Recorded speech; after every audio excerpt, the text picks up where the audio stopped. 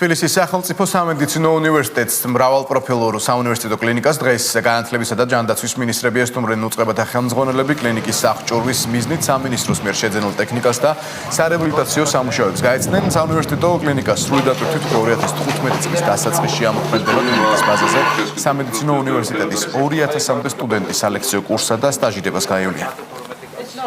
ძირითადი აღჭურვილობა უკვე შეძენილია, ჩამოტანილია, იწყება უკვე მონტაჟი ამ აპარატურის და მე ვფიქრობ, რომ ოქტომბერი-ნოემბრისთვის კლინიკა უკვე გაიხსნება, ეს იქნება უშუალოდ სასწავლო კლინიკა, სადაც სტუდენტები გაივლიან პრაქტიკას. ეს არის სრულიად განახლებული მაღალტექნოლოგიური კლინიკა, სადაც შესაძლებელი იქნება არა მარტო კლინიკური, არამედ ძირითადად სწავლითი აქტივობების გახორციელება. ანუ ეს არის თავისი კალიბრით და თავისი მართვის მოდელით სწორედ საუნივერსიტეტო კლინიკა.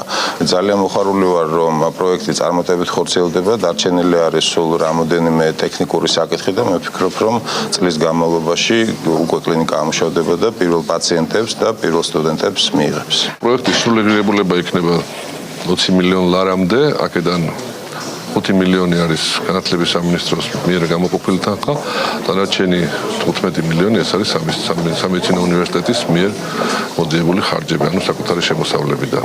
25%-ზე გვეხმარება განათლების სამინისტრო და რომ არ არის დახმარება, ეს კლინიკა ეხლა არ გაიხსნებოდა და უფრო დროში გაიწელებოდა მისი გახსნა.